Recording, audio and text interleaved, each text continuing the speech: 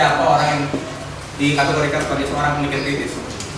Poin yang kedua adalah bagaimana cara kita menjadi seorang pemikir kritis. Nah, di depan teman-teman sudah ada buku, sudah ada handout ya, yang tulisan yang udah ada dan kode B. Kode A itu isinya rangkuman materi saya, nanti bisa dibaca selesai presentasi saya. Dan kode B isinya adalah latihan-latihan yang nanti kalau ada waktu bisa kita lakukan sekarang, kita bisa dicoba di rumah. Ada juga latihan-latihan yang bisa dipraktikkan sambil nonton TV, sambil berjalan-jalan, supaya ada cara untuk menjadi pemikir kritis dimanapun Anda berada. Bisa dibaca nanti di rumah, bisa dibawa pulang.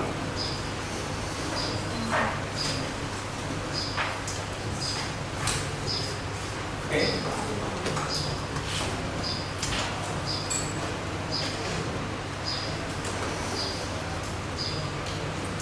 Tingkat dan esensi berpikir kritis. Apa sebenarnya yang dimaksud dengan berpikir kritis? Saya akan mengambil contoh dari Karl Marx. Dia Mikhail Markovits. Dia bukan Karl Marx, Mikhail Markovits. Mikhail Markovits adalah orang yang mengkaji ide-ide yang dimiliki oleh Karl Marx mengenai pemikir-pemikir kritis. Dia berkata, teori kritis yang dikemukakan oleh Karl Marx sangat ilmiah namun kritis di saat yang bersamaan. Well, kata yang menarik adalah kata-kata ilmiah dan kata-kata kritis. Pernyataan Karl Marx ini pada tahun 1968 oleh para Marxis dijadikan acuan bahwa mereka harus menjadi seseorang yang pintar, memiliki intelijensi yang tinggi, artinya agar bisa melakukan hal-hal yang ilmiah. Dan untuk menjadi kritis mereka harus menjadi radikal. Saat itu, pemikiran yang timbul adalah seperti itu. Mereka harus pintar dan mereka harus radikal. Tapi masalahnya adalah, apakah benar dalam kondisi sekarang ini pintar itu, ilmiah itu berarti pintar dan kritis itu berarti radikal? Kita ambil contoh, ada yang sudah pernah mendengar nama Sohobi? Belum tahu Sohobi? Tahu Sohobi?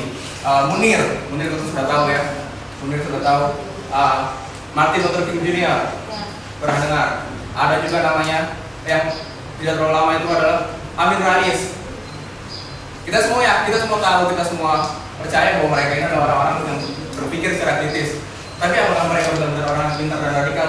Well, saya tidak menyanggah bahwa mereka adalah orang yang pintar. Tapi bagi pemikir kritis dua hal ini barang modal utama.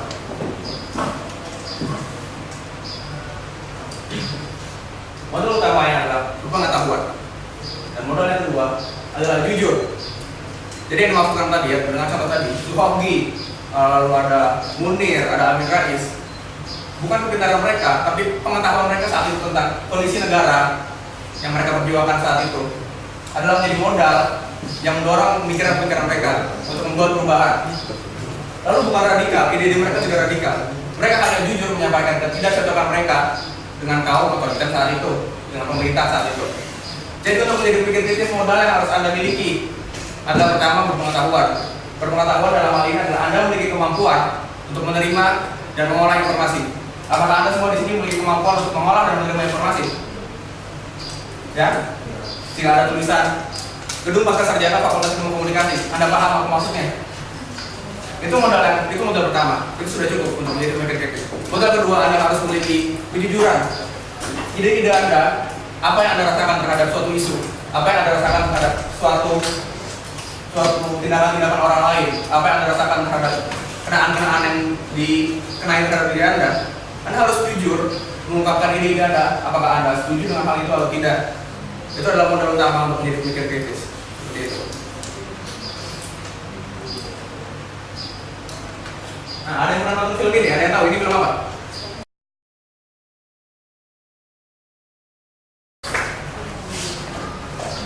Oke, selamat pagi semuanya. Pagi. Selamat pagi semuanya. Pagi. Sebelum kita mulai pelajaran kita pada pagi hari ini, saya punya peraturan lainnya buat teman-teman yang ada di sini. Ketika saya bilang celebration, kalian harus bilang spektakuler. Setuju? Setuju. Oke, kita coba ya. Celebration. Spektakuler. Semangat pagi sana di 10. Celebration. Spektakuler. Sekali lagi, celebration. Spektakuler. Oke, pause dulu kalian. Itu udah dikenalin tadi sama MC belum? Udah. Oke. Welcome to Training Think Fast and Think Smart. Ya, selamat buat teman-teman yang ada di sini dan saya ucapkan terima kasih karena sudah datang. Dan saya pastikan teman-teman yang ada di sini tidak akan menyesal kalau datang ke pelatihan ini, karena kalian akan mempunyai kehidupan yang lebih baik setelah ini dan kalian akan punya sasaran hidup yang kalian inginkan. Next slide. Oke, think fast, ateisme. Ada yang bisa bantu saya? Mungkin Mbak yang sebelah sana yang mengenai apa itu ateisme? Berpikir cepat tapi pintar. Oh, berpikir cepat tapi pintar. Mungkin Mas yang ini, Mas David. Sahaja banget. Oke, ini ateisme ya. Berpikir cepat dan berpikir cepat.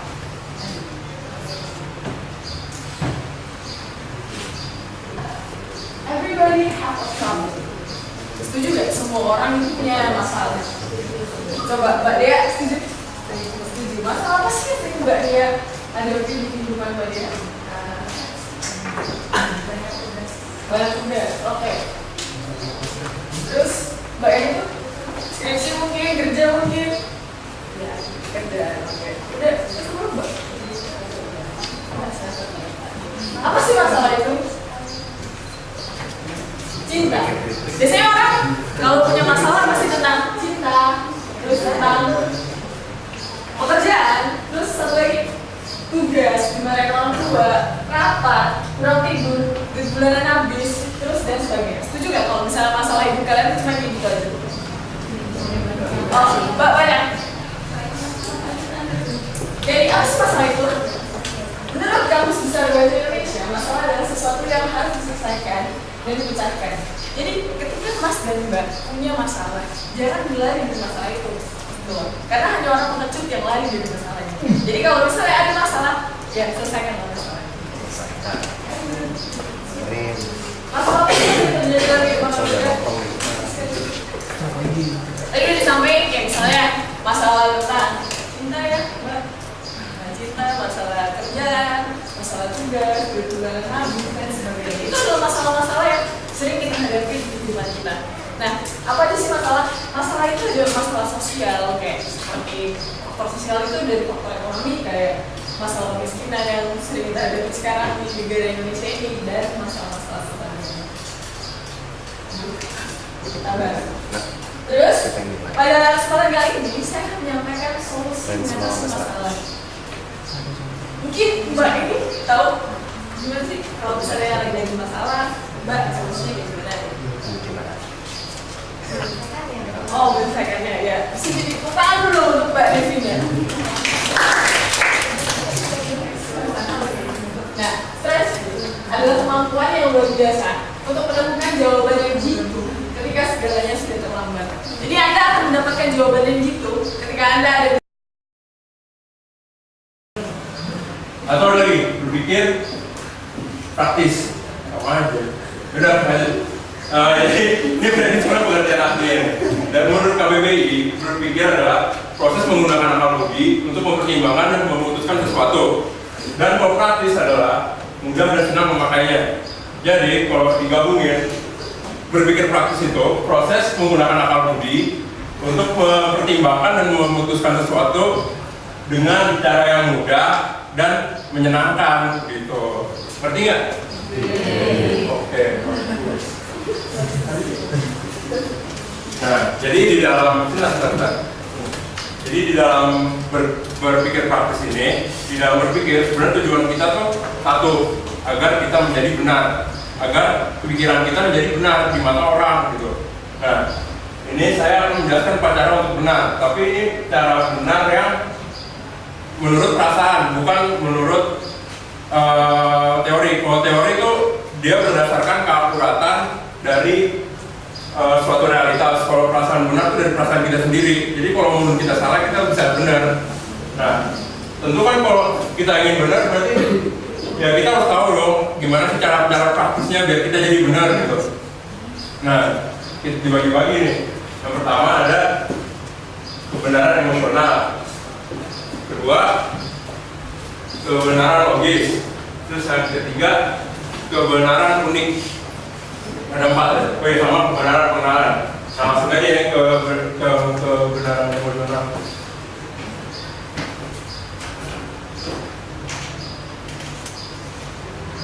Nah, kebenaran emosional itu diibaratkan dengan kue kismis. Jadi di sini tuh bentuk kebenarannya adalah dengan argumen atau tindakan. Misal, kita bagi nih kue kismis. Di dalam kue kismis kan ada kue, ada dismiss. Nah, tadi kan kita ininya argumen atau tindakan kan. Nah, argumen atau tindakan tuh diibaratkan kuenya. Kuenya ini argumen.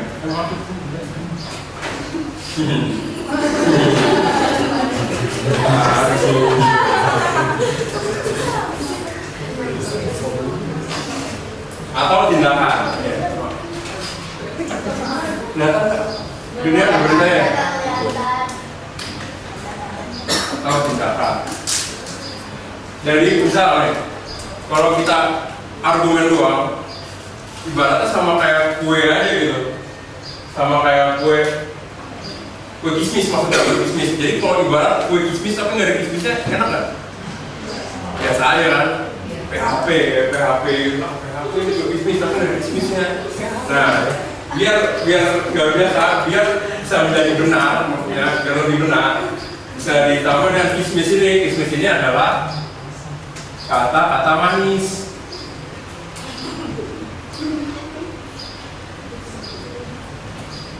Biasanya manis. Ya, diibaratkan dengan apa? Kata-kata manis. Berarti kelihatan ya, diibaratkan dengan kata-kata manis. Jadi coba di Mas. Nah, argumen adalah benar karena terdapat cukup kata-kata manis di dalamnya. Ini menurut kebenaran emosional. Jadi kalau kita mau benar secara emosional, kita bisa menambahkan argumen kita dengan kata-kata manis. Meskipun kelakuan kita salah. Mbak Olga aja. Mbak Olga, bagaimana caranya agar jalan di kampus tidak ada tanjakan dan banyak turunan? Diratakan. Jadi masih masalah jalan ya. Kalau gitu saya mau ganti lagi deh, mau balik ke permasalahan awal. Bagaimana caranya agar mahasiswa mau jalan kaki di kampus? Mbak Raisa?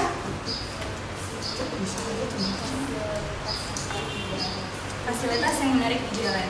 Kemudian saya bertanya kepada Mas Raffi Ahmad, bagaimana caranya untuk menyediakan fasilitas yang menarik di jalan?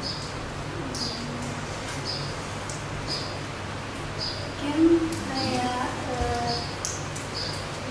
adanya taman-taman itu yang menarik itu orang lain.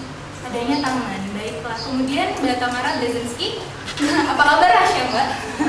Oke, sampaikan salam saya buat Rasya. Kemudian bagaimana caranya agar kita dapat menyediakan taman di kampus? Usul ke bagian rektorat. Kemudian Mas ARB, bagaimana caranya? Mas ARB? Gak usah ada angkutan, Gak gak usah usah ada ada. angkot, gak usah ada ojek, gak usah ada kendaraan. Ya, baik. Kurang lebih tekniknya seperti tadi. Jadi kalian ajukan terus pertanyaan-pertanyaan atas jawaban dari pertanyaan utama atau pertanyaan dasar. Tepuk tangan untuk kalian semua. Kita langsung saja beralih ke tahap kedua atau teknik kedua. Ada yang pernah main games ini? Pernah? Berapa skor tertinggi yang Mbak Dube dapatkan dari permainan ini? Lupa, nggak banyak. Ada yang sudah sampai ratusan skornya? Ada? Oh, nggak ada.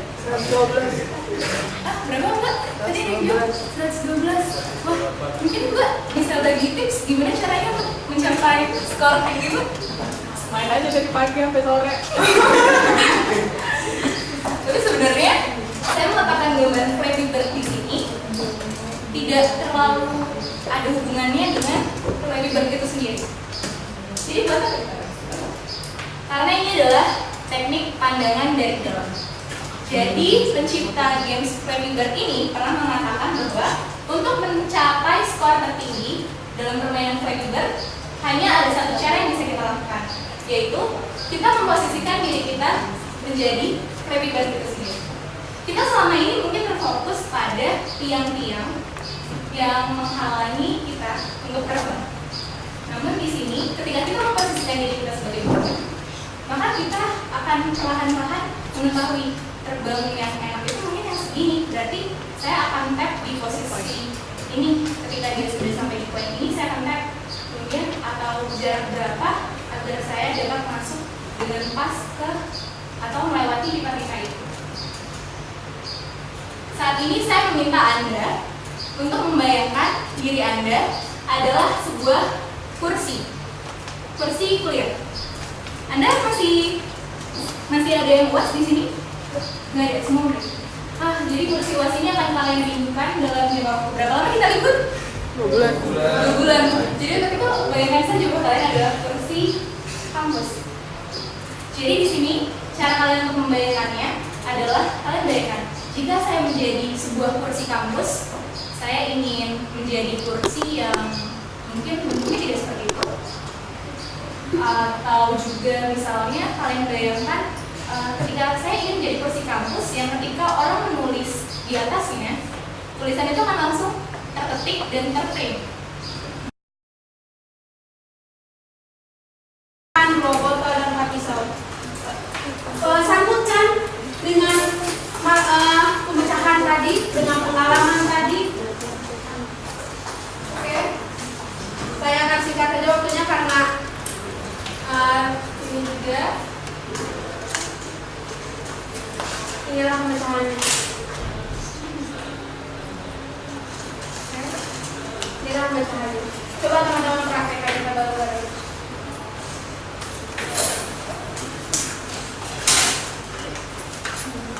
Kita sambutkan dengan pengalaman kita tadi, dengan menggunakan masalah pertama, dengan menggunakan masalah keempat.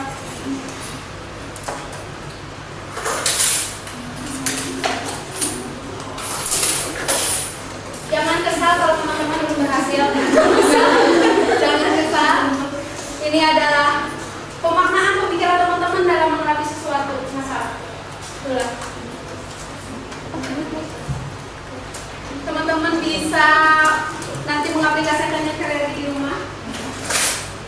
Ini adalah latihan buat teman-teman. Kalau teman-teman jenuh dengan tugas-tugas kuliah, coba gunakan lagi sebagai gamesnya teman-teman, permainannya teman-teman.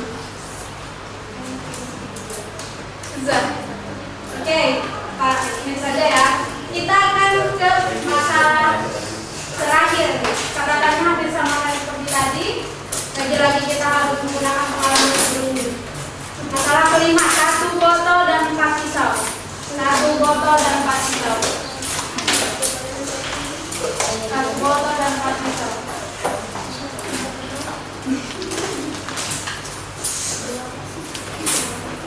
Satu botol dan 4 pisau. Nah, inilah pemecahannya. Pasti ini lebih gampang karena ini bisa kita analisis dari permasalahan tadi. Kita bisa gunakan pemecahan-pemecahan masalah yang keempat tadi. Ini lebih mudah. Mungkin jika teman-teman memaknai permasalahan tadi, mungkin karena waktunya ini yang terbatas, jadi teman-teman belum bisa mengekspresikan pikiran teman-teman. Tapi nanti di rumah bebas, teman-teman mau berapa jam. Mungkin 1 hari 1 masalah. Harusnya 1 hari 1 masalah ya, 1 masalah.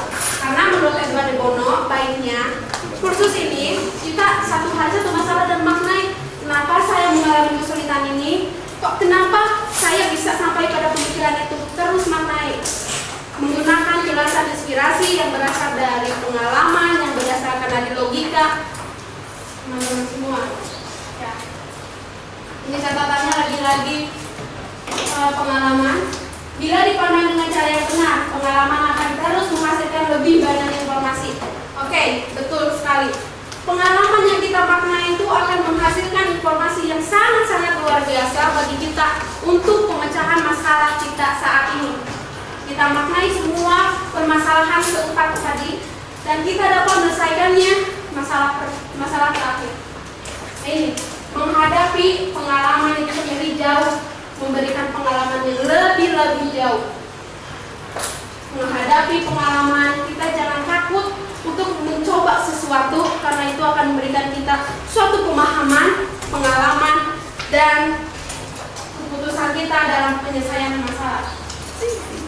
Oke, intinya dalam pelatihan kali ini tidak hanya melatih kecakapan dalam pemecahan masalah, tidak melatih teman-teman harus memecahkan masalah dari masalah 1 sampai masalah 5, tapi di sini adalah melatih penanganan pengalaman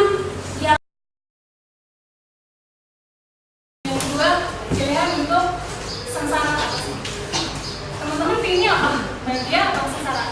Iya kan? Tapi ada juga orang yang bahagia, tapi dia merasa dia sengsara. Nah itu karena dia tidak memahami hidupnya. Dan sekarang pasang mata Anda dan telinga Anda, karena saya akan memberitahu Anda tentang cara memahami hidup dan menjadi menetapkan apa yang Anda inginkan. Dengan law of attraction.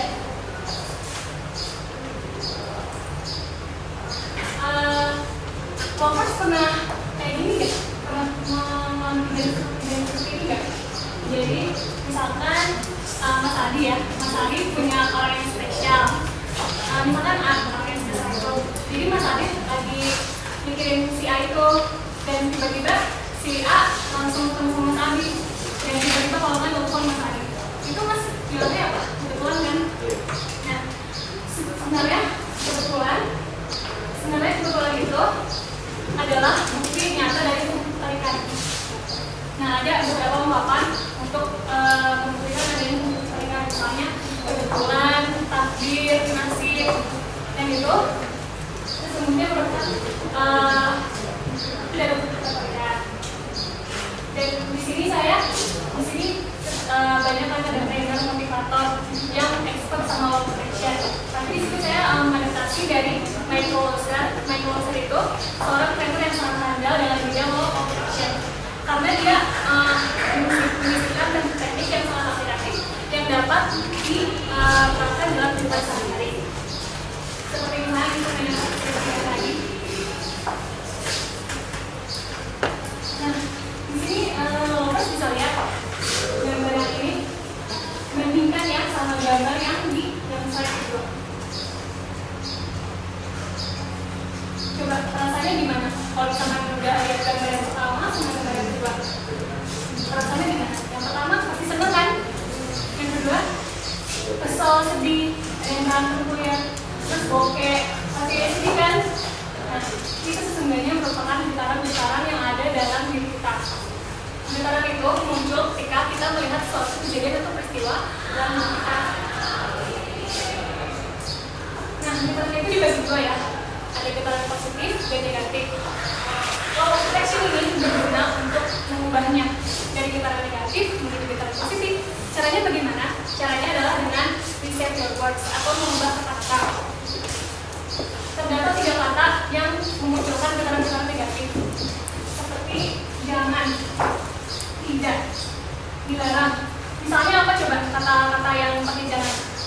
Coba Mas ini contohkan dong satu kata aja yang pakai jangan. Jangan marah. Nah, jangan marah ya. Itu sebenarnya negatif kan? Itu ada negatif kan dari Mas ini. Itu sebenarnya bisa berubah. Jangan marah misalkan tenang saja, kalau enggak baik-baik saja ya gitu. Yang ini jangan pakai tidak ini, jangan tidak dilarang, karena itu akan menimbulkan getaran positif yang nantinya tidak akan muncul berkontribusi getaran positif. Nah, ini ada simpel formula untuk mengubah getaran negatif menjadi getaran positif. Pertama, dari kata-kata yang kita ucapkan akan berubah dan menghasilkan pikiran akan menghasilkan perasaan. Perasaan itu terbagi dua. Untuk beristirahat, untuk merilekskan diri Anda, baik pagi-pagi atau malam. Kenapa? Nih, setelah Anda bangun tidur, Anda tenangkan pikiran Anda, buang pikiran-pikiran negatif, masukkan pikiran-pikiran yang positif. Hari ini saya bahagia. Hari ini saya akan melakukan yang terbaik. Hari ini saya presentasi, saya harus bagus. Hari ini saya jadi trainee yang baik, jadi trainee yang semangat. Dan pada malam hari Anda renungkan apa saja yang telah teman-teman lakukan. Jika teman-teman merasa ada yang kurang, maka jangan jadikan itu penyesalan, tapi jadikan itu pelajaran untuk keesokan harinya. Maka teman-teman akan menikmati hari yang teman-teman laksanakan. Anda akan bangun dan tidur dengan hati yang gembira dan tenang. Oke, temukan misi Anda. Teman-teman harus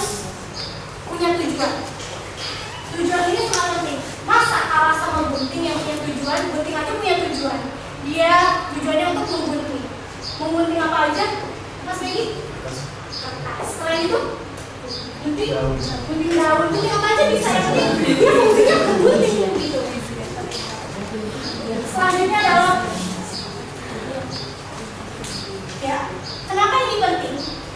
Untuk mencapai tujuan, oke, lebih baik saya bertanya saja kepada Mas Bo. Ya, menurut Mas Bo ini kenapa nilai-nilai ini terserah ya, nilai-nilai agama maupun nilai-nilai moral. Mas Bo ini, menurut Mas Bo ini kenapa nilai ini penting? Untuk membangun diri. Dengan agama kita bisa mendapatkan suatu pengalaman yang memang sudah dijalurkan, maksudnya sudah dituliskan hal seperti itu supaya kita mencapai tujuan kita untuk beragama ya tadi untuk menemui yang di atas. Luar biasa, tepuk tangan dong. Benar, gitu. Jadi kenapa kita penting? Kenapa nilai-nilai ini penting untuk mencapai tujuan tadi? Jika kita nggak punya nilai, kita akan mencapai tujuan-tujuan kita tadi dengan seenaknya. Yang penting tujuannya tercapai. Peduli amat, mau menyakiti orang lain apa tidak, mau merusak orang lain apa tidak. Gitu. Nilai-nilai ini penting. Dengan adanya nilai-nilai, maka tujuan yang akan kita capai dilalui dengan cara-cara yang baik. Ya, pilihlah perbandingan diri Anda dengan bijaksana. Contohnya saya membandingkan diri saya dengan Syahrini. Oke? Saya membandingkan diri saya dengan Syahrini, misalnya membandingkan kulitnya. Kecenderungan saya akan mengatakan bahwa yalah Syahrini kulitnya bagus, gajinya gede, ya kan? Diurus. Maka saya sarankan kepada teman-teman, carilah yang menjadi perbandingan Anda itu yang kira-kira latar belakangnya tidak jauh berbeda dengan teman-teman. Misalnya saya sama Marini, ya, yang Marini ya. Misalnya saya sama Mbak Marini. Saya membandingkan saya dengan Mbak Marini, Mbak Marini ini pintar. Oke, Mbak Marini ini jenius. Saya membandingkan diri saya dengan dia, maka kalau misalnya kita membandingkan diri dengan latar belakang yang relatif sama, kok dia bisa pintar sih? Iyalah dia belajar terus, nggak kayak saya kerjanya tidur, ya kan? Dan saya nonton gitu, jadi cocok gitu. Kalau saya membandingin sama Syahrini, ya nggak akan cocok, akan ketemu ujung-ujungnya kita akan mencela, jatuhnya kita akan mencela atau ya menghina orang itu seperti itu. Ya, maksudnya dari kata dalam menaruh harapan, dalam berekspektasi, kata itu sangat penting karena melewatkan, akan menghindarkan kita dari sebuah kekecewaan yang mendalam. Dan kalau nampaknya jadi serius banget, padahal topik kita kebahagiaan. Ya. Sekarang ini saya ingin membuat suatu permainan kecil-kecilan. Saya akan hitung 1 sampai 3. Dalam hitungan ketiga Anda tertawa sepuas-puasnya. Mengerti? Tertawa sepuas-puasnya dan sambil melihat rekan di kanan kiri Anda. Anda harus tertawa sepuas-puasnya. Setuju? Mengerti kan? 1, 2, 3.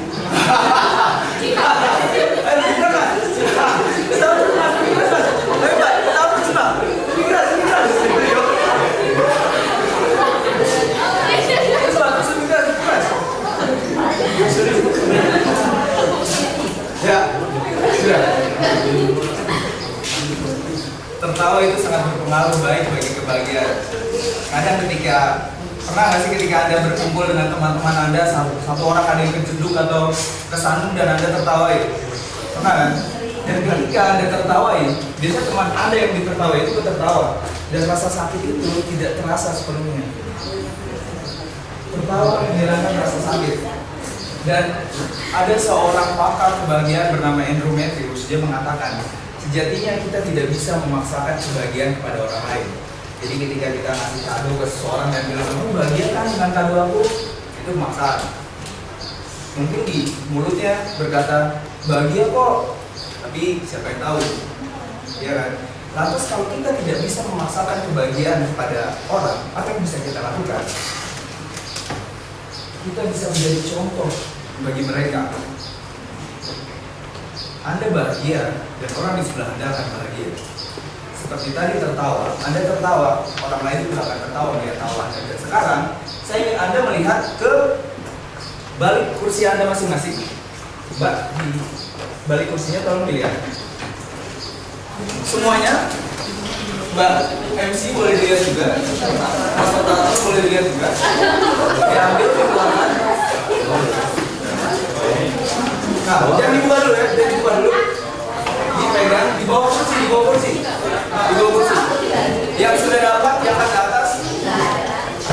Ada semua kursi. Yang sudah dapat, yang ke atas, jangan dibuka dulu. Kamu ada? Gimana? Amplop, ada sebuah amplop. Hitungan ketiga, udah ada semua kan? Nah, hitungan ketiga, tolong dibuka 1, 2, 3.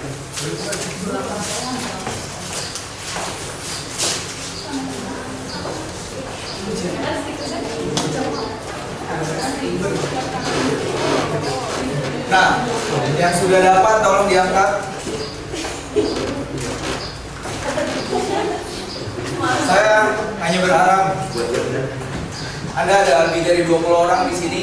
Jika Anda keluar dan menularkan kebahagiaan kepada orang lain, betapa berharganya dunia dengan orang-orang yang bahagia. Berbanggalah dengan stiker itu.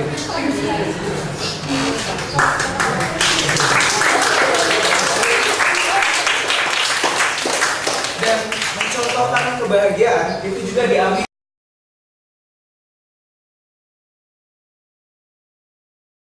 express what you really want.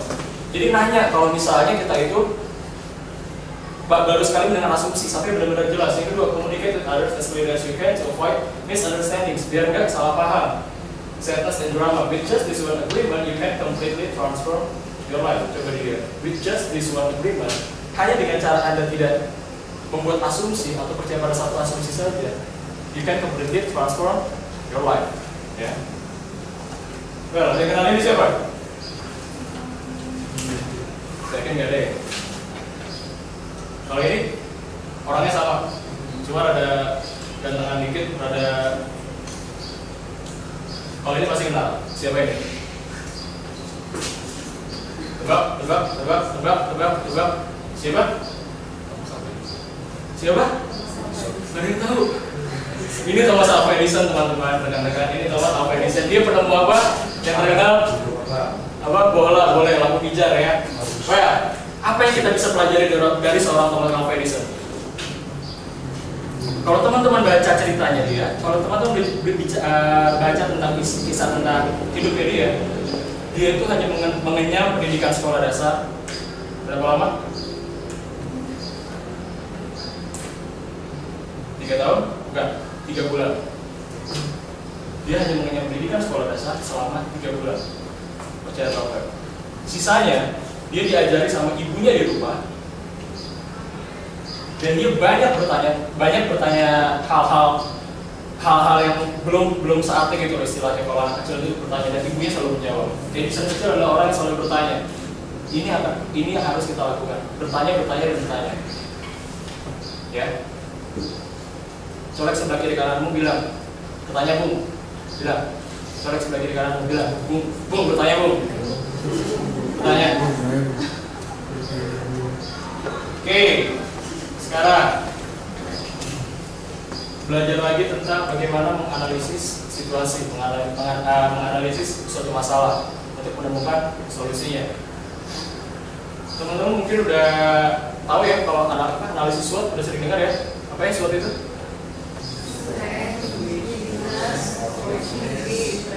Apa ulang? Strength, weakness, opportunity, threat. Oke, saya akan perkenalkan lagi mengenai why, mengapa. Analisisnya ini cukup sederhana ya, atau paling sederhana mungkin. Kalau Anda diberi satu ide atau gagasan, Anda akan mempertanyakan terus, kenapa demikian? Ada jawabannya. Terus kenapa demikian? Ada jawabannya. Kenapa demikian? Ada jawabannya. Ini disebut dengan analisis why. Berikutnya, waktu udah mulai. sedikit lagi.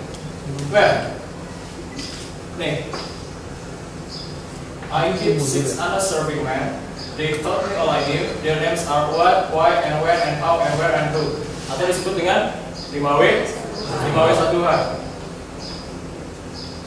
Ini salah satu alat analisis yang mungkin udah diajarin sejak SD kali ya. Disebutnya aku kalau bahasa Indonesia itu asakadamba ya. Apa, siapa, kapan, di mana, mengapa, bagaimana. Ini juga merupakan satu alat analisis, alat ya. Berikutnya lagi, kita belajar lagi tentang namanya six thinking hats. Ada yang sudah pernah dengar? Six thinking hats, artinya apa? 6 topi berpikir ya. Ada topi apa aja? Ada yang namanya blue hat, ada yang namanya white hat, red hat, green hat, yellow hat, black hat. Ini agak panjang.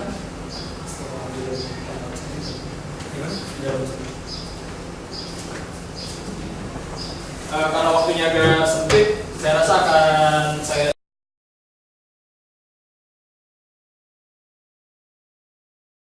mengeluarkan ini mau maksimal bias keberpihakan. Yang kedua adalah karena muslim nggak semuanya teroris. Saya nggak mau memotong menurut anda dari itu kira-kira apa? Kalau dari gambar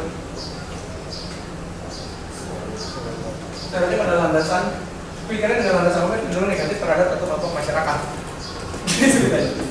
Ada yang orang Padang? Ada yang orang Padang? Saya sendiri orang Padang. Orang Padang. Saya dulu pernah punya pacar. Saya dulu pernah punya pacar. Mantan berarti sekarang. Dulu mantan berarti kan sekarang. Suatu hari ketika malam minggu, bisa ngapel-ngapel lucu gitu. Saya lagi ngerokok di depan rumahnya. Sekitar jam 7, ibunya duduk.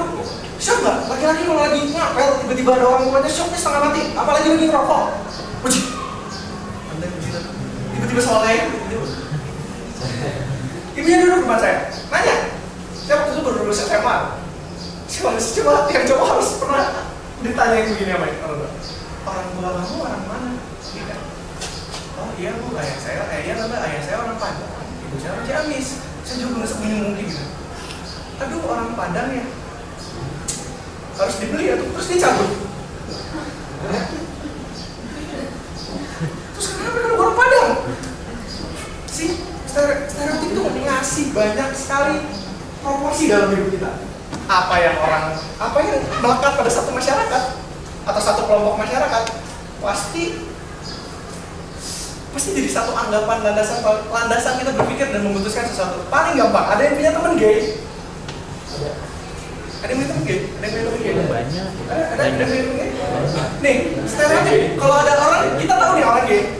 Kita laki-laki. Insecure dong. Insecure lah. Ada gay. Padahal dia nggak ngondek, teman-teman serius gay itu tidak ngondek. Ada yang lebih laki dari saya, tapi orientasi seksualnya orang biasa gay datang, kita coba insecure dong. Alasan cowok takut sama gay adalah kenapa sih? Takut dipakai, iya, mulia sekali. Takut dipacarin karena kita takut terpengaruh, padahal mereka sudah punya komunitasnya sendiri. Ini saya kasih tahu sesuatu.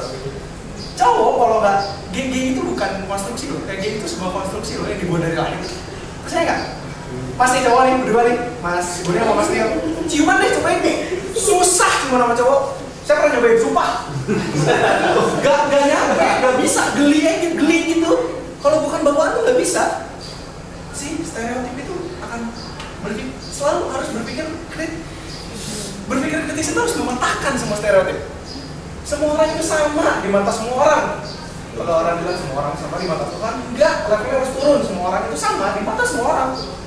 Dan berpikir kritis semua itu. Ada yang pendukung Spanyol? Ada yang pendukung Spanyol? Spanyol udah pulang, nggak usah didukung. 5-1, Arjen Robben kalau teman-teman baca di Super Soccer kayak di mana kayak dia adalah salah satu pemain dengan tingkat egoisme paling tinggi. Ya, dia jarang oper. Kalau ada yang suka main PES, laki-laki.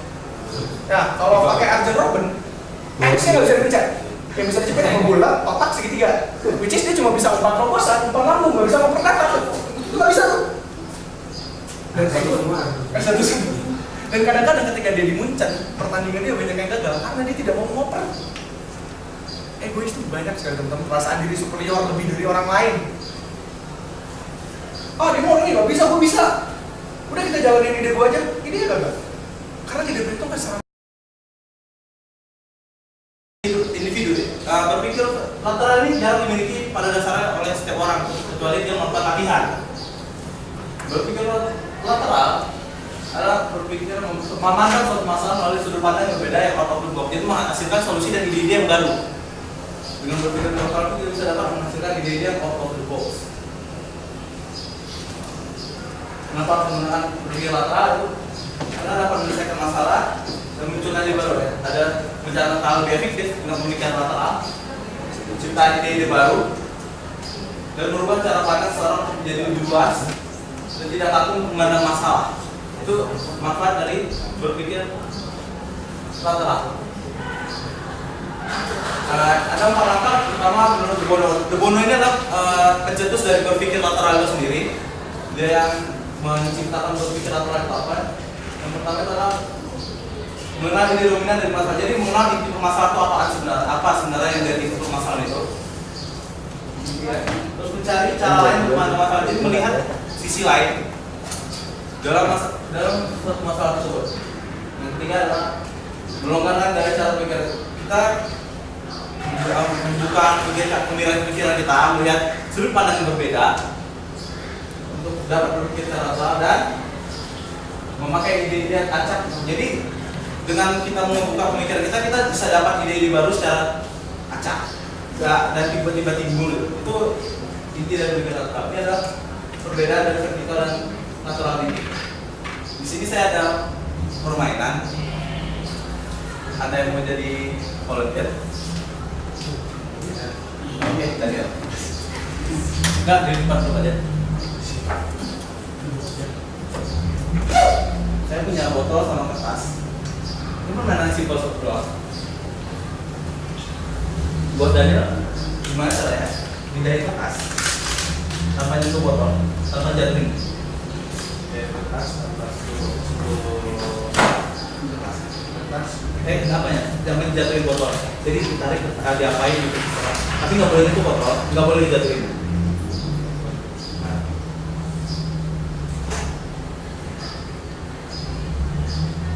Ditarik gitu. Nah, dan itu harus bisa megang. Ya, oke, gimana caranya? Botol itu tetap situ, kertasnya dan pegang. Ya.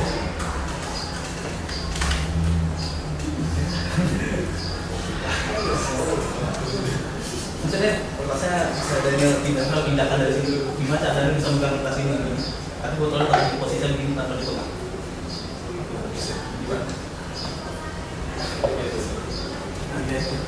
Ambil kertasnya. Gimana pun caranya. Tapi botol nggak boleh jatuh. Itu.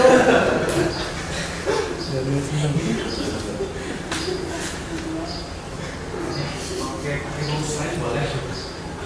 Gue terserah mau gimana pun solusinya. Gak, ini kan ada masalah. Dan dari gimana cara Daniel menyelesaikan masalah yang saya kasih ini?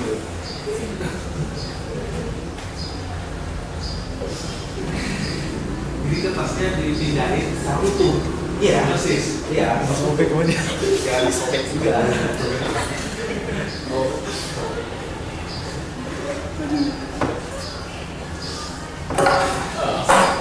Ada yang bisa? Ada yang mau nyobain? Ada yang mau nyobain? Ya. Lagi? Ada yang mau nyobain? Enggak ada? Kenapa kalian nggak bisa mindahin ini? Itu karena terlalu terfokus sama botol kosongnya yang pasti bergoyang dan ingin menarik kertasnya secara utuh cepat-cepatnya. Kalau bisa ngelihat dari sisi lain untuk ngambil ini. Ya, selanjutnya adalah the power of preparation.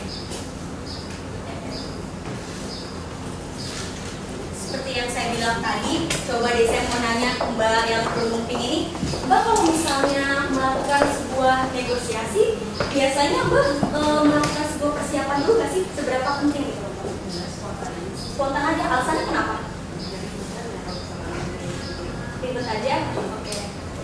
Saya juga kondisinya mau menekankan, jadi kayak kecenderungan wanita juga melakukan negosiasi itu secara spontan. Sebenarnya kalau misalnya kita lebih memprediksikan segala sesuatunya, itu akan lebih berbuah kemenangan itu akan lebih ada nyata gitu loh. Kalau misalnya spontan kan kita nggak bisa dong yang namanya kayak misalnya dia ngomong gini, tadi kan kamu, ya itu pada akhirnya prinsip pertama perempuan akan merasa selalu benar kan. Ya karena erosion of responsibilities making sure negotiation does your way to put preparation in time to get. Jadi benar-benar kalau misalnya kita melakukan sebuah negosiasi, kita benar-benar harus mempersiapkan itu agar goals yang kita inginkan pun bisa tercapai. Karena failure to plan is planning to fail. Ini adalah sebuah quote. Nah, ini bagaimana sih caranya kita mempersiapkan persiapan tersebut? Ya, salah satunya adalah dengan misalnya kita mau ketemu sama klien nih, atau ketemu dengan dosen deh, taruh mau negosiasi masalah nilai. Terus kalian, ya kok gue dapet C, padahal kan gue sama dia belajarnya bareng. Tapi kenapa gue dapet C, dia dapet A ya misalnya. Kalian nggak boleh dong asal langsung maju aja ke dosen kayak, Pak kok saya gini segala. Ya nggak bisa. Kalian harus nyari dulu dong credible source, atau kalian juga harus nyari fakta-fakta yang ada di dalamnya gitu kan. Kalian juga harus nyari, itu kenapa kok dia bisa itu, apa dia UAS-nya nilainya 100 ya, apa gue gini. Walaupun kalian misalnya saling contek-contekan, cuma pasti ada hal-hal yang membuat dosen tersebut kenapa nih orang nilainya lebih tinggi dari si orang tersebut, seperti itu. Dan ini ada langkah-langkahnya. Yang pertama adalah having a power of confidence. Jadi kalian benar-benar harus mempersiapkan diri kalian, mempersiapkan mental kalian. Saya tahu mental itu emang susah buat benar-benar diatur gitu kan, apalagi untuk kepercayaan diri. Tapi bagaimana caranya Anda bisa mendapatkan itu, karena itu merupakan sebuah hal yang penting. Dan yang kedua itu the power of position. Jadi kalian kalau misalnya bernegosiasi nggak mungkin dong nggak menyesuaikan sama lawan bicara kalian.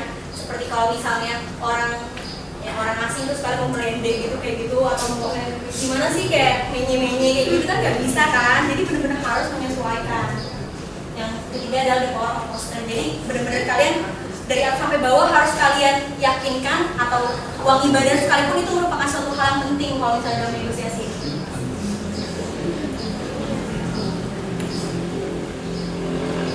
Selanjutnya adalah location. Jadi saya mau nanya siapa ya? Ini aja deh. Siapa? Oke, Trisa. Mbak Trisa, saya mau nanya, kalau Mbak Trisa biasanya dalam negosiasi itu memikirkan masalah lokasi nggak sih? Atau kecenderungan wanita, misalnya sama pacar, diajak pergi nih, terus, tapi aku nggak jemput ya, kita ketemuan aja. Biasanya minta apakah ketemu di tempatnya langsung, apa gimana? Jemput langsung maunya. Nah itulah wanita. Jadi sebenarnya dalam negosiasi ini, location ini merupakan suatu hal yang penting juga. Dimana kan tadi sudah ada di yang pertama saya bilang definisi negosiasi tadi, kedua belah pihak haruslah sama-sama merasa diuntungkan. Jadi kalau misalnya Mbak Trisa minta minta dijemput, itu kan kayak kurang adil. Nah, jangan sampai saya tadi ditanyain sama teman saya, materi lu apa? Nanya. Iya, gue nanya. Iya, gue bilang nanya. Materi gue. Iya. Nah, itu adalah suatu contoh yang saya bilang materi saya tentang nanya. Tapi teman saya nangkepnya, lu nanya. Nah, gitu.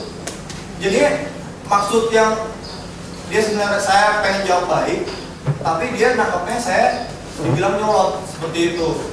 Itu Anda harus ingat siapa Anda di dalam company. Di sini bukan sebuah perusahaan, tetapi sebuah teman ngobrol. Seperti itu. Selanjutnya, jenis pertanyaan. Jenis pertanyaan ini seperti kue pie. Yang langsung pasti tidak langsung, tapi bisa tertutup, bisa terbuka, dan berlaku untuk yang lain. Seperti terbuka, pasti tidak tertutup, tapi bisa langsung, bisa tidak langsung. Contohnya seperti ini, ada cewek sama cowok nanya, kamu kenapa? Itu langsung, jelas, jawabannya langsung, dapat, nggak bertele-tele. Kemudian tertutup, itu biasanya cuma yes or no, atau biasanya terdiri dari pilihan yang disediakan oleh si penanya itu sendiri. Besok apa enggak sama sekali. Biasanya sekarang apa nanti gak usah sekalian. Itu biasanya. Yang kedua, yang ketiga ada tidak langsung. Ini adalah lawannya langsung. Sama-sama kamu kenapa? Cuman awalnya ada basa-basi dulu. Kayak aku bingung dari tadi kamu nggak makan. Kamu kenapa? Pertanyaan seperti ini digunakan untuk meredamkan suasana saat Anda sedang emosi, dua-duanya lagi emosi, terus gitu kan. Ada cewek sama cowok datang ke kafe, dari mobil mukanya bete, terus nyampe kafe ceweknya duduk bete. Terus habis itu cowok cuma nanya, kamu kenapa? Gak apa-apa. Oh yaudah. Pas tau-tau ujung-ujungnya cewek cabut, cowok ditinggal. Lah kenapa tadi katanya nggak apa-apa? Kamu nggak peka. Makanya dari situ cowok harus tahu kalau misalnya ceweknya lagi nggak jelas, tingkah lakunya nggak jelas, pakai pertanyaan nggak langsung, basa-basi dulu, nah gitu. Walaupun nanti ujungnya sama juga, ceweknya marah, ceweknya kabur. Nah, selanjutnya ada pertanyaan terbuka. Pertanyaan terbuka ini umumnya ada pertanyaan yang belakangnya ada gimana, mengapa, ceritain dong, terus kok bisa sih. Nah, itu ada pertanyaan yang biasanya dipakai buat modus cowok-cowok, buat cewek-cewek, ngedeketin cewek-cewek. Misal, Anda lagi chatting nih, terus kok cuma nanya, apa kabar, lagi ngapain, udah makan belum? Jawabannya cuma sekata doang. Tapi kalau misal, gimana tadi CTW-nya, si friend si ini, si Adi, terus jadi topik, oh iya orangnya gitu sih, terus banget. Itu akhirnya jadi topik sendiri, terus jadinya panjang terhadap yang lain, modusnya berhasil. Oke. Selanjutnya di sini ada tabel lagi. Di sini ada tips dan trik untuk mengatasi dan mengajukan pertanyaan berat. Seperti ini contohnya. Waktu itu, saya punya alat peraga. Aja ya kan? Nah itu dia. Jadi kita sebelum ditinggalkan oleh konsumen kita udah harus tahu apa sih yang dimainin sama konsumen kita. Gitu. Kembali lagi, tinggal satu nomor. Iya, nomor berapa?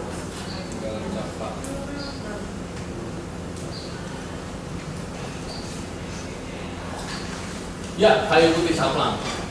Jika kita di sini ini ada gambar ibu sama anak. Saya mau tanya ke siapa yang belum ditanya. Mungkin Mbak Cantik yang ada di sini, Mbak Afra. Coba apa maksudnya sih kayu putih saplang kok ada gambar ibu sama anak? Apakah ada neneknya? Oh, minyak kayu putih dipakai sama perempuan. Oh iya sih nggak apa-apa. Bagus, spektakuler. Bapak udah betul, tapi lebih betul lagi, maksudnya kayu putih saplang itu memanfaatkan ini. Generasi konsumen wanita sekarang akan membawa Anda generasi wanita yang berikutnya. Anak akan mempercayai benar-benar apa yang disampaikan oleh ibunya. Ingat nggak kalau kita pertama kali belajar dari lingkungan kita, dan yang paling terdekat adalah ibu. Otomatis ibu menjadi orang yang sangat mempengaruhi selera kita. Minyak kayu putih saplang itu kalau lihat iklan di TV, pakai yang terpercaya, ya kan? Terus habis itu jangan pakai produk sembarangan. Ada neneknya, ada ibunya, ada anaknya terus sampai cicit-cicitnya. Nah, jadi maksudnya supaya minyak kayu putih saplang bisa diteruskan generasi ke generasi selanjutnya. Inilah dia rahasia kita yang terakhir. Generasi konsumen wanita sekarang akan membawa Anda ke generasi berikutnya. Kembali lagi.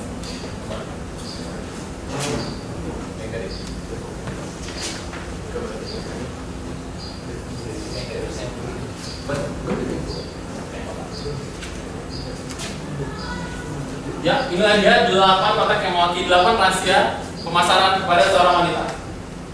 Yang pertama ada hubungan konsumen wanita dengan sesamanya. Mas yang di sini mungkin bisa membacakan untuk saya nomor 2 apa isinya? Jika yang memberikan satu sisi depannya adalah kehilangan sisi yang lain. Oke, Mbak yang ke sini nomor 3 coba kamu dibaca.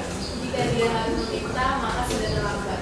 Ya, dan nomor 4 pasarkan pemandangan pernak-perniknya. Saya pengen Mas yang ini, Mas Dias. Nomor 5 Berjalan berlari, datangi dia, amankan kesetiaannya. dan nomor 6 mungkin Mbak Cantik yang ada di sini, Mbak Yora. Generasi konsumen wanita sekarang akan membawa Nomor 7. Ya. Ya. Dan pemain cantik ini nomor terakhir. Anda tidak bisa sembunyi wali ngobrol, semuanya yang penting bagaimana. Ya, sekali lagi tepuk tangan untuk kita semua. Anda semua kita boleh adalah komisi memperhatikan saya dalam 8 rahasia pemasaran para wanita yang sangat luar biasa ini. Dan Anda tidak akan menyesal karena hal-hal yang ada di sini adalah hal-hal yang harus memang Anda manfaatkan. Sekarang saya mau kasih tahu hal kepada Anda bahwa ada nggak sih dari tadi yang bertanya-tanya kenapa namanya evolution? If. Kenapa if di depannya gede? Sedangkan yang lainnya biasa aja. Ada yang mau coba jawab? Apa? Oke, ada lagi yang lain? Oke, Mbak sangat luar biasa sekali. Mbak bisa tahu yang paling. Tepuk tangan. Mbak, saya di akhir ya. Ya. Evolution ini benar kata Mbak Vicky yang ada di sana bahwa if itu artinya Hawa, wanita. Dan yang lebih penting lagi, if adalah asal katanya dari belief, artinya percaya. Jadi jadi apapun yang saya bilang pada hari ini, jika Anda tidak percaya percuma bukan? Dan apapun yang saya kasih tahu tentang betapa hebatnya seorang wanita menghindari konflik tersebut, konflik yang terjadi karena perbedaan gaya bicara tadi.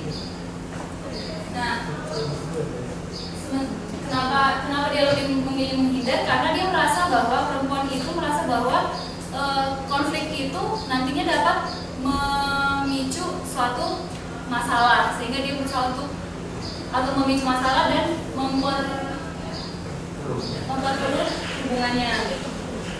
Nah, berbeda dengan laki-laki, dia lebih nyaman karena dia lebih nyaman terhadap konflik. Ada yang mau kasih pendapat gak? Kira-kira kenapa sih laki-laki itu lebih nyaman dengan konflik? Mungkin Mas yang sebelah sini bisa kasih pendapat nggak? Kira-kira kenapa sih laki-laki itu cenderung suka dengan konflik? Tidak suka dengan konflik. Ada yang bisa kasih pendapat nggak? Kira-kira kenapa laki-laki nyaman dengan konflik? Nah, biar saya jawab ya. Ternyata laki-laki itu nyaman dengan konflik karena di dalam konflik itu dia memiliki kesempatan untuk menunjukkan dirinya lebih handal, lebih memiliki pengetahuan, lebih cakap dan lebih memiliki keahlian. Nih, pria lebih mudah berkonflik untuk menempatkan posisinya terhadap suatu pengambil keputusan.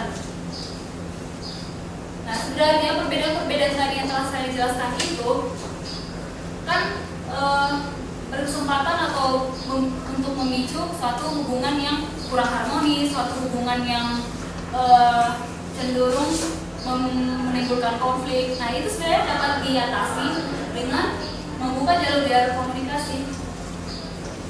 Nih, misalnya laki-laki dan perempuan, suami dan istri ngobrol, memecahkan masalah, gitu kan.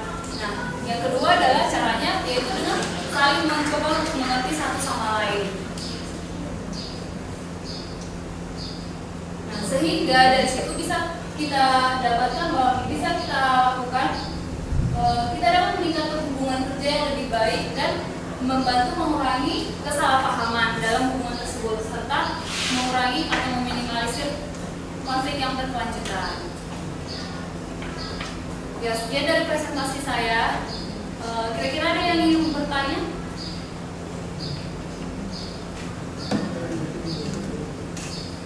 Tidak ada? Coba bahas siapa tadi? Bapak itu tadi? Ada. Ya, apa yang ditanyakan? Kan kita tadi membahasnya soal laki-laki yang lebih istilahnya kayak mendominasi. Nah, gimana kalau misalnya dalam hubungan justru ada kebalikannya, misalnya wanitanya yang mendominasi dan si prianya yang lebih kayak Kebalikan gitu ya. Nah, sebenarnya dari tadi telah saya jelaskan itu adalah kecenderungan yang terjadi dalam hubungan. Lain halnya apabila kayak misalnya yang Mbak tanyakan tadi itu terlepas dari masalah ini, karena itu bisa terjadi dalam hubungan, tapi itu jumlahnya sedikit.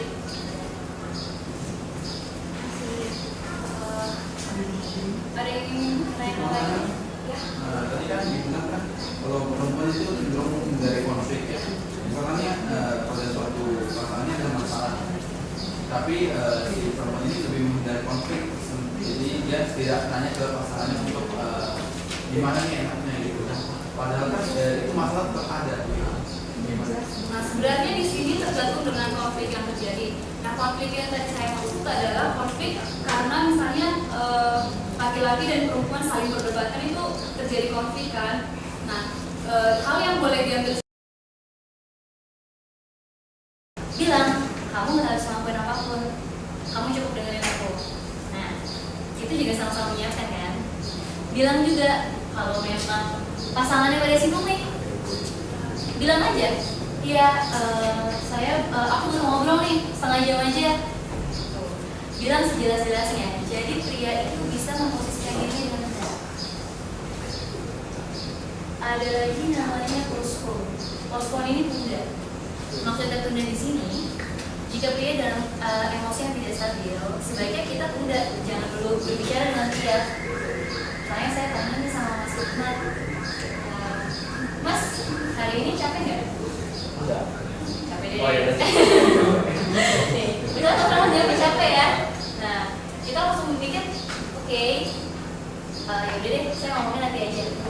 Nah, itu maksudnya ekspresi seperti itu tuh harus dimunculkan ketika kita tahu pasangan kita memang tidak siap untuk mendengarkan.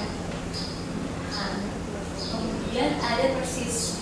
Persis ini maksudnya konsisten.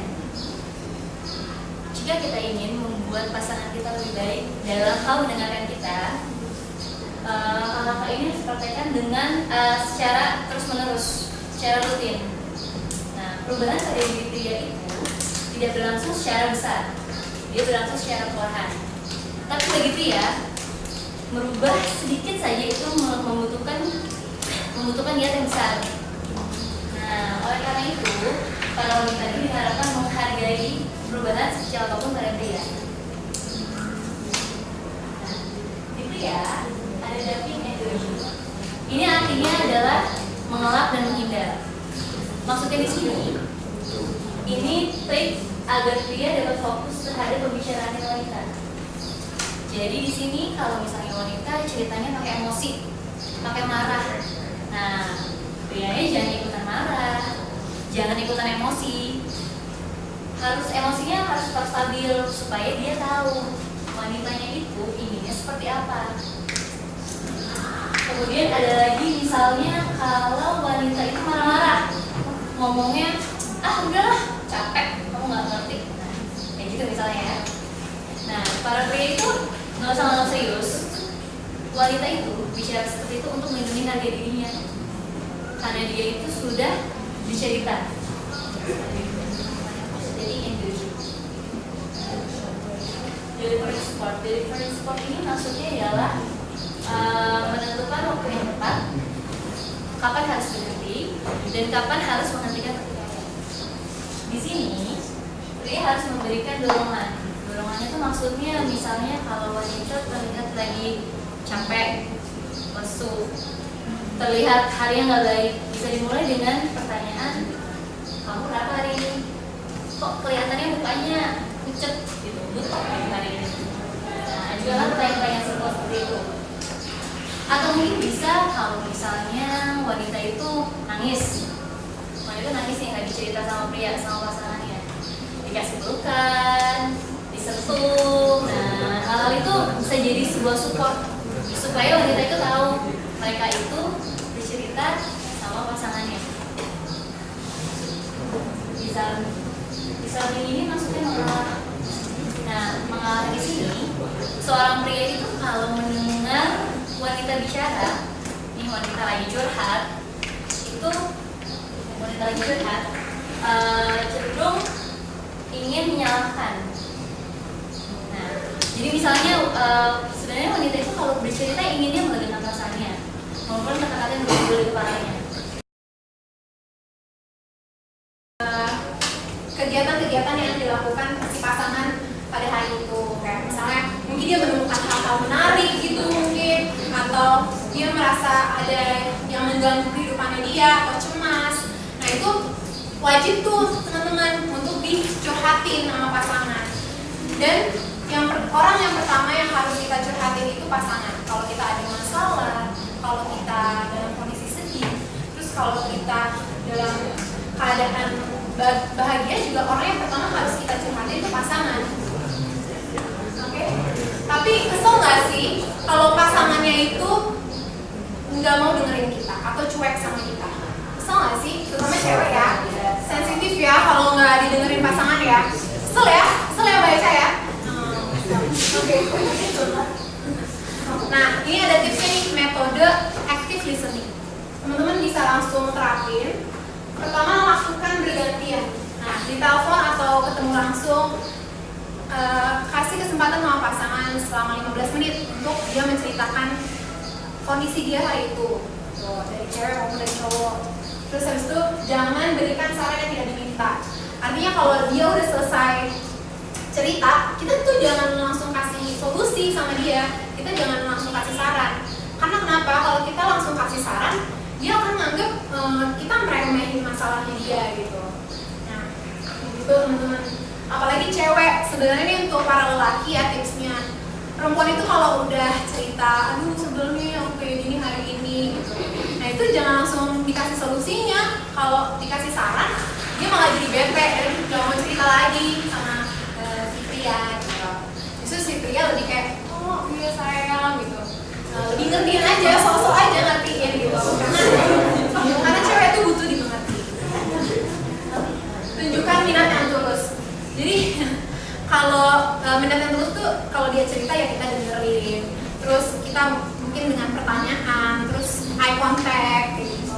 Terus komunikasikan rasa pengertian. Yang tadi kita harus tunjukin kalau kita empati sama masalahnya dia. Gitu. Kalau misalnya